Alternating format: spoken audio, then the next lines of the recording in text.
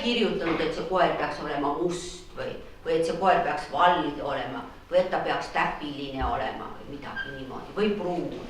Ta lihtsalt soovis väikest armast sõpra koera. Ühel talvisel hommikul kulges Kivikese lasteaia Pukkude rühma hommikune jalutuskäik tavalisest erinevalt. Nimelt viisid õpetajad nad Tartu linna raamatukokku muinasjuttu kuulama. Millest räägib üks talvine muinasjutt?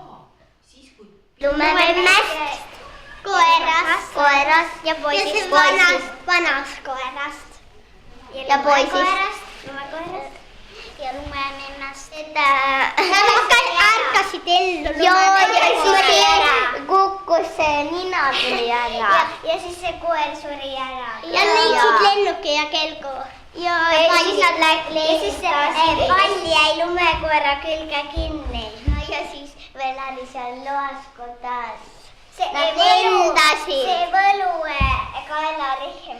Ja pandi lumekoerale ja ta muutus endiseks koeraks. Ja see poiss tahtis seda koera kaitsta. Siis tal olid kõrvad šokkides.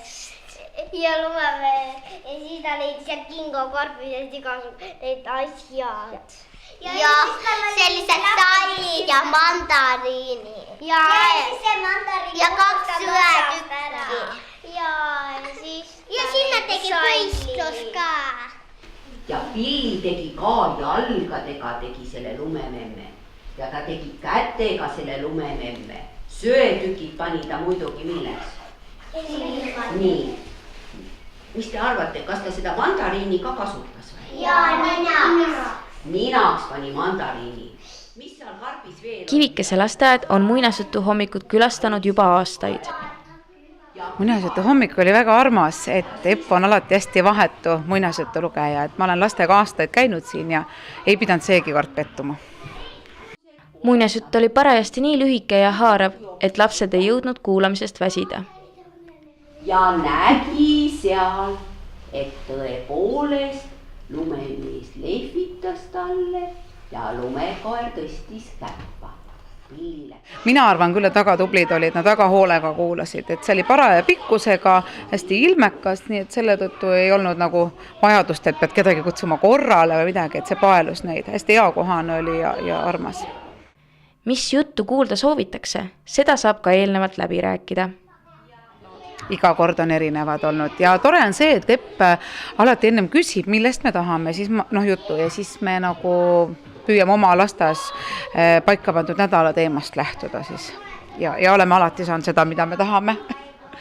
Lumemees ja lumekoer. Nii. Veebruaris on plaanis talvega seotud lood. Tihtipeale käib jutuvestmine ja kuulamine käsikäes meisterdamisega. Veebruariks ongi siis nagu lumega seotud muinasjutud kõik valitud ja käpiknukke ei ole meil lumememme ja ei ole seda teist ja kolmandat, aga samas laupäeval tõenäoliselt lapsed saavad ka joonistada, sest see on meil ka väga palju aastaid olnud nõndaviisi, et lapsed joonistavad samal ajal, kui kuulatakse või siis pärast jäävad joonistama. Siis kui koolivaheajal koolilapsed rohkem tulevad ka neid lugusid kuulama, siis me teeme vahel ka niisuguseid väikseid figuurikesi, kas plasteliinist või millest iganes, et erinevatel päevadel on erinevad tegevused selle jutu juurde. Et vahel on rohkem seotud, vahel vähem seotud, nii kuidas ta parasjagu meeleolu on ja kuidas tundub, et võiks olla. Kui suvel satuvad raamatukokku lapsed koos vanaemadega, kel on muinasjutu hommik kuskilt silma jäänud, siis talvel käiakse lugusid kuulamas rühmade ja klassidega. No sihtgrupp on ikkagi nii, nüüd on järjest nooremaks läinud ta. Kui algusaastatel olid nagu koolilapsed põhiliselt, siis praegu on pigem ta nooremaks läinud, nii et alates 3. aastast on nad juba valmis kuulama neid lugusid ja eelkooliealised siis on teretulnud, aga siis ka nooremastme 1. ja 2. klass on käinud muinasjutte kuulamas koos õpetajaga ka. Et vastavalt sellele, kuidas registreeritakse, sest suuremad grupid siiski registreerivad muinasjututundi, saab ka muinasjuttu nagu muuta. kas lihtsamalt rääkida või siis väga detailirikkalt ja pikemalt, sest kui on 3-4-aastased, nendele ei saa rääkida 40 minutit, nad peavad vahepeal midagi muud saama teha. Aga suuremad lapsed kuulavad ikka muinasjuttu huviga, nagu tänagi nägite. Mõtlevad kaasa.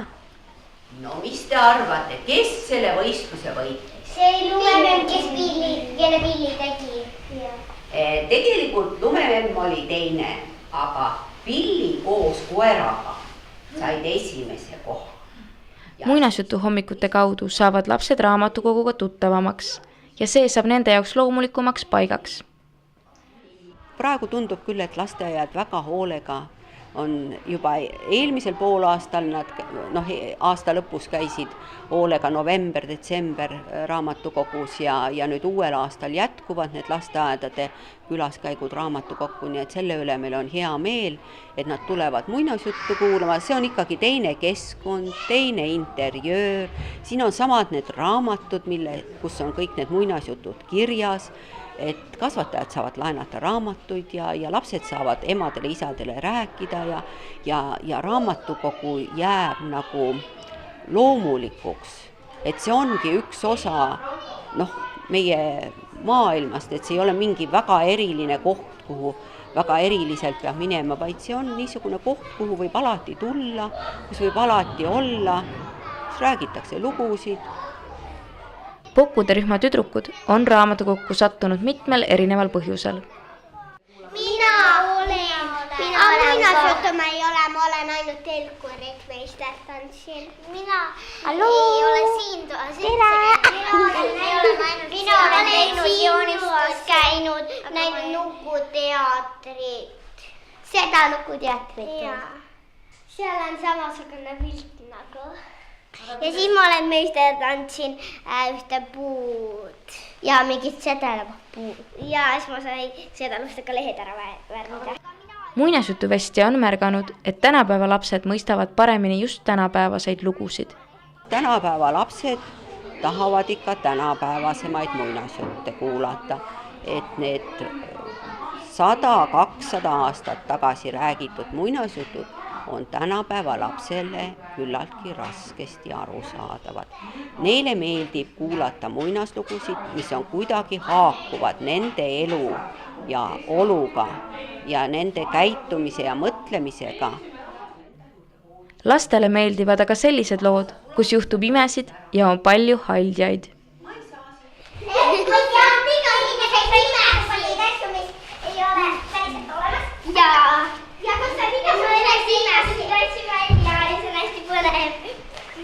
See on kõik välja mõeldud ja see mulle meeldib.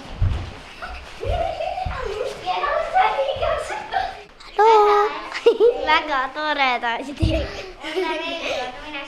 Mulle meeldivad nii väga need juurde. Mulle ka meeldivad nii palju haldjaid. Muinaslugude kuulamine ei ole laste jaoks sugugi ainult ajaviide.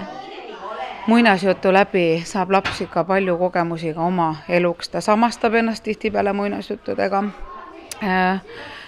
ja aitab tal kindlasti toime tulla erinevate elusituatsioonidega. Et uskuda, et maailm on tore, et maailmas on kõik võimalik, maailm on tore paik elamiseks. Et siin juhtub vahel küll äpardusi, aga juhtub ka palju imesid ja neid imesid on vaja märgata ja osata märgata, sest vahel on ime siin samas kõrval ja sa ei märka teda, aga parem oleks, kui sa märkaksid ja tunneksid rõõmu sellest, et maailm, kus me elame, on imeline ja muinasjutud aitavad seda ime avastada. Mõne hommiku saab imelise muinaslooga täita igal nädalal, aga täpsemad toimumisajad võivad pisut muutuda ja need on täpsemalt kirjas raamatukogu koduleheküljel.